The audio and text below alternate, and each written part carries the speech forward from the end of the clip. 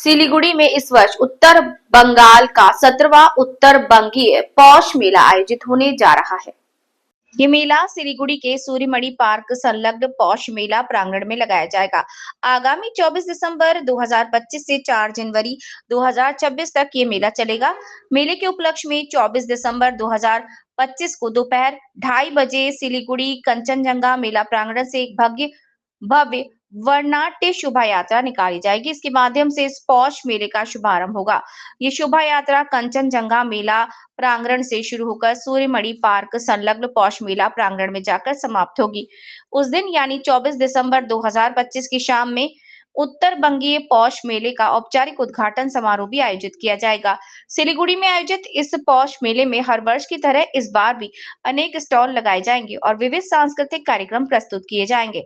आज Siliguri journalist club में आयोजित एक प्रेस कॉन्फ्रेंस के माध्यम से ये जानकारी मेला आयोजकों ने दी।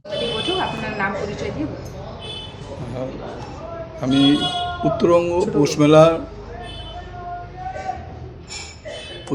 পৌষ মেলা ট্রাস্ট আমাদের যে প্রতি বছর কালচারাল প্রোগ্রাম অর্গানাইজ করে থাকি পৌষ মেলা মাঠে, পৌষ মেলা প্রাঙ্গণে, তার আমি সেক্রেটারি বলছি। আমি একটু জানিয়ে রাখি, আমাদের জেনারেল সেক্রেটারি, যেটা নিয়ে আমার বাইকটা বলার উদ্দেশ্য, উনি একটু অসুস্থ, তাই এখানে আসতে পারলেন না। আর তার হয়ে বা উনি কর্ণধার আমাদের এই পৌষ মেলা ট্রাস্টের, তার হয়ে আমাদের প্রেসিডেন্ট সাহেব, ওয়ার্কিং প্রেসিডেন্ট সাহেব বিধুভূষণ দাস আপনাদের পৌষ মেলা সম্বন্ধে যা বক্তব্য দিয়েছেন আপনারা সেটা অবগত আছেন।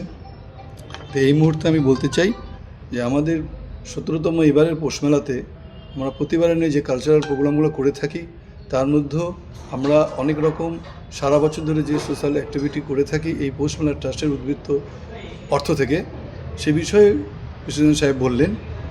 কালচারাল প্রোগ্রামে যে বিষয়টা মূলত যিনি দেখেন প্রাণপণ চেষ্টা করে আমাদের এই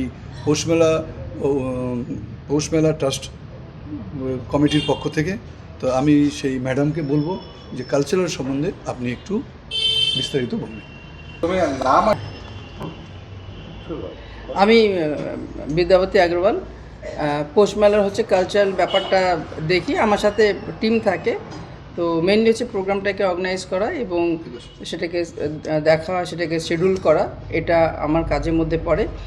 গতবার আমাদের এখানে প্রায় 2400-র উপরে বাচ্চা পার্টিসিপেট করেছিল নাচের ব্যাপারে, এবং স্কুল ছিল 75টা, প্লাস হচ্ছে 45 জন সোলো সিঙ্গার গান করেছিলেন, এবং বিভিন্ন গ্রুপ ছিল, কোরাস গান প্রচুর হয়েছিল, প্লাস হচ্ছে যে ইসলামপুর টিম এসেছিল, যেটা কি ওই মুখোশ পরে প্রোগ্রাম করেছিল, এবং ধূপগুড়ি থেকে ভাওয়াইয়া টিম তারা এসেছিল।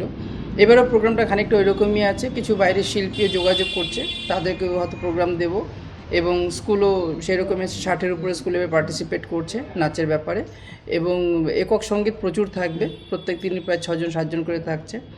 শ্রুতি নাটক থাকবে, আর হচ্ছে যে চাইল্ড ড্রামা থাকছে, বাচ্চারা একটা নাটক করবে, সেরকম থাকছে। তো সব মিলিয়ে 12 দিনের প্রোগ্রামই হচ্ছে যে কন্টিনিউ প্রত্যেক দিন কালচারাল প্রোগ্রাম থাকবে, প্রায় 3 ঘন্টা ধরে চলবে এই প্রোগ্রাম।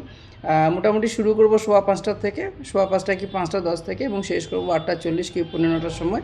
এটা একদম ফিক্স একটা টাইম আমাদের ফ্রেম করা থাকে, তার মধ্যেই শুরু করে আমরা শেষ করে দিই, এবং সবাই পার্টিসিপেট করে।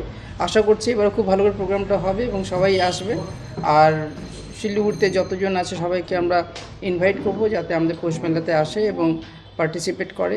অবজারভেশন মানে একটা দেখাটাও একটা দরকার, কারণ বাচ্চাদের উৎসাহ দেওয়ার জন্য যদি দর্শক না থাকে, তো সবাইকে আমরা অনুরোধ করবো যেন আমাদের পৌষ মেলাতে আসে এবং দর্শক সংখ্যাটা যেন বাড়ে।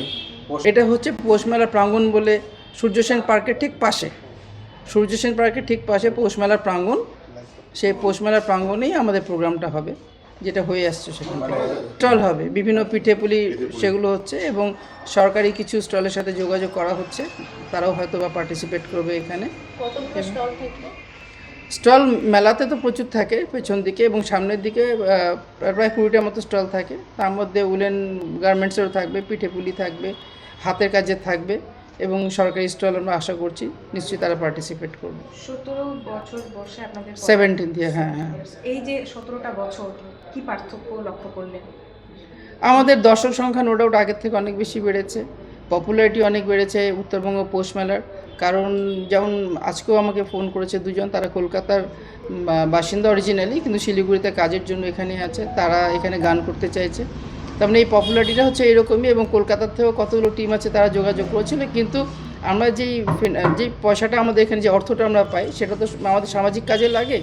সুতরাং আমি যদি কলকাতা থেকে কিংবা শান্তিনিকেতন টিম আনি, তাহলে ওদের যে আমাদের টাকাটা দিতে হবে, যেই চার্জটা দিতে হবে, সেটা দিতে গেলে আমাদের পক্ষে মানে আমরা পেরে উঠবো না। তাই আমরা চাই যে আমাদের এখানকার যারা শিল্পী আছে তারাই পার্টিসিপেট করুক, তারা একক সঙ্গীতই হোক অথবা তাদের কোরাসই হোক বা ডুয়েটই হোক, যাই হোক না কেন। তো আমরা এখানকার কালচারটাকে আমরা বেশি করে তুলে ধরার চেষ্টা করছি। তো এটার মানে যেটা বলছি যে ইনফরমেশন সব জায়গাতেই আছে, শুধু এই নয় যে উত্তরবঙ্গ পৌষ মেলা উত্তরবঙ্গের লোকই জানে তা নয়, এটা কিন্তু বাইরের লোকেরাও জেনে গেছে।